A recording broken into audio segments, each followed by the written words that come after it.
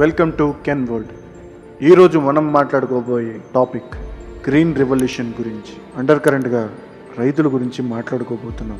లోకంలో సృష్టించేవాడు, ఆకలి రాజ్యాలు ఏలకుండా చూసేవాడు, అమ్మ అంటే పట్టెడు అన్నానికి కారణం వాడు, అనాదిగా వర్ధిల్లిన విప్లవం వాడు, ఆది పురుషుని వారసుడు, ఆపద్బాంధవుడు, తన గోడు వినిపించలేని అనాథుడు, అంతరించిపోతున్న అభాగ్యుడు, అమరవీరుడు, ఈ హాలికుడు, కర్షకుడు, కృషివలుడు.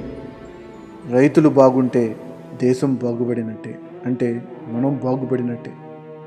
అనాదిగా వస్తున్న సాంప్రదాయ వ్యవసాయం సేంద్రియ వ్యవసాయాన్ని కాదని, ఎందుకు ఈ కెమికల్ ఫెర్టిలైజర్స్, ఈ పెస్టిసైడ్స్ వాడకంలోకి ఎందుకు వచ్చాము? 1947 స్వాతంత్రం వచ్చాక మన గవర్నమెంట్ అగ్రికల్చర్ని కాపాడడానికి తీవ్రమైన ప్రయత్నాలు చేసింది. జమీందారీ సిస్టమ్ని అబాలిష్ చేశారు, అనవసరమైన ట్యాక్సెస్ని తీసేశారు, ల్యాండ్ సీలింగ్ చేసి పూర్ పీపుల్కి ల్యాండ్ డిస్ట్రిబ్యూట్ చేశారు, డ్యామ్స్ కన్స్ట్రక్ట్ చేశారు.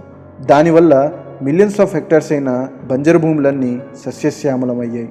దీనివల్ల ఫార్మర్స్ కష్టాలు తగ్గాయి అండ్ ఫుడ్ ప్రొడక్షన్ కూడా పెరిగింది. 1950ల దశకంలో అగ్రికల్చర్ గ్రోత్ డేటాని 2000 సంవత్సరంతో పోలిస్తే 1950ల దశకంలోనే ఎక్కువ గ్రోత్ రేట్ ఉందని మనకు అర్థమవుతుంది.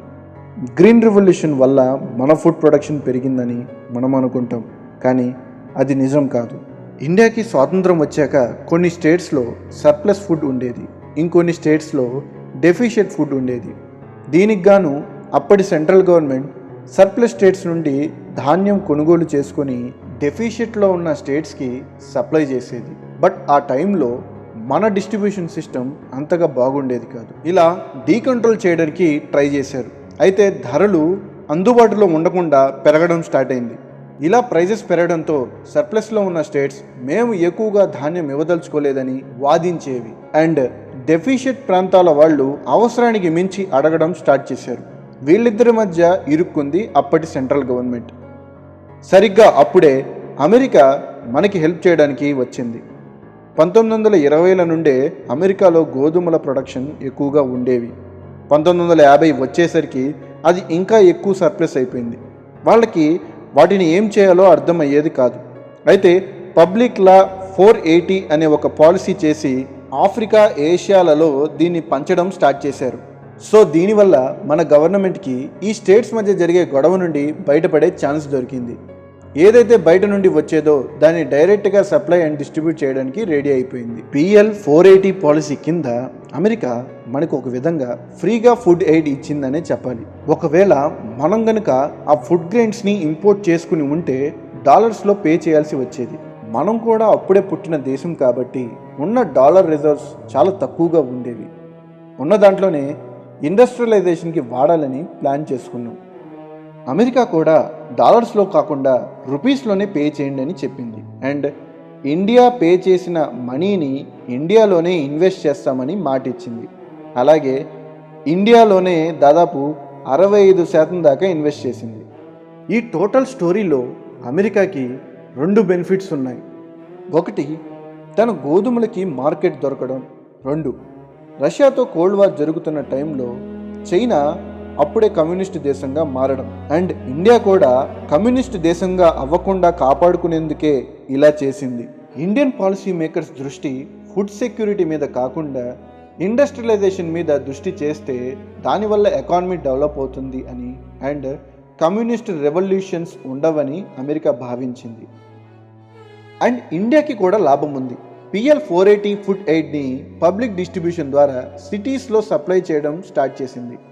ఇలా ఇంపోర్ట్ చేసుకోవడం వల్ల దేశంలో గోధుమల యొక్క ప్రైజెస్ స్టాగ్నెంట్ అయిపోయాయి, పంటలకి లాభాలు కరువయ్యాయి.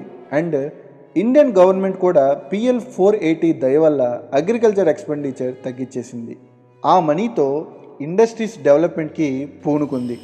ఎందుకంటే డెవలప్డ్ కంట్రీస్గా మారాలి అంటే ఖచ్చితంగా ఇండస్ట్రీస్ రావాల్సిందే. 1960 వచ్చేసరికి సిటీస్లో ఉన్న లేబర్స్ ఈ PL 480 మీద డిపెండ్ అయ్యారు. ఒక్కసారిగా ఏమైందో తెలీదు, దేశానికి దెబ్బ మీద దెబ్బ. 2-3 ఇన్సిడెంట్స్ వల్ల కథ మొత్తం మారిపోయింది. 1965 వచ్చేసరికి అమెరికాలో గోధుమల పంట దిగుబడి తగ్గిపోయింది. దాదాపు 38.6 మిలియన్ల నుండి 13.9 మిలియన్లకి పడిపోయింది. అండ్ అదే సంవత్సరం ఏప్రిల్ 1965లో ఇండియా పాకిస్తాన్ల యుద్ధం స్టార్ట్ అయింది. అమెరికాకి పాకిస్తాన్ ఇండియా మీద కోపం పుట్టుకొచ్చింది. ఇలా వాళ్ళ కంట్రీలో ఇన్వెస్ట్ చేసిన మనీని డెవలప్మెంట్ యాక్టివిటీస్కి కాకుండా యుద్ధానికి వాడటం వాళ్ళకి నచ్చలేదు. పైగా ఇండియా వియత్నాం వార్లో అమెరికాకి సపోర్ట్ చేయలేదు. ఇవన్నీ గమనించిన అప్పటి అమెరికన్ ప్రెసిడెంట్ లిండన్ జాన్సన్ ఇండియాకి PL-480 ఆపేస్తామని ధమ్కీ ఇచ్చాడు. ఎవ్రీ మంత్ సరిపడే ఫుడ్ గ్రెయిన్స్ని సెండ్ చేస్తామని చెప్పింది అమెరికా. ఆ టైంలో మన దగ్గర PDS సప్లైకి సంబంధించి 3-4 మంత్స్కి సరిపడా సప్లై మాత్రమే ఉంది. ఒకవైపు అమెరికా ధమ్కీ ఇచ్చింది, ఇంకోవైపు అదే ఇయర్ ఫస్ట్ పార్ట్ ఏంటంటే మాన్సూన్ ఫెయిల్ అవడం వల్ల కరువు ఏర్పడింది. అమెరికా వాళ్ళు మన ఇండియాలో చాలామంది ఆకలితో చనిపోతారని భావించింది. అసలు లెక్క ఏంటంటే అమెరికా యొక్క ఫుడ్ ఎయిడ్ PDS సిస్టమ్ ద్వారా సిటీలలో మాత్రమే పంచేవాళ్ళం. అప్పట్లో మన పాపులేషన్ 18% సిటీలలో ఉంటే 82% రూరల్ ఏరియాస్లో ఉండేవాళ్ళు. ఒక విధంగా వాళ్ళ పర్సెప్షన్ తప్పని తేలింది. నెక్స్ట్ ఏమవుతుందో తర్వాత ఎపిసోడ్లో చూద్దాం. కంటెంట్ నచ్చితే please do like, share and subscribe the channel.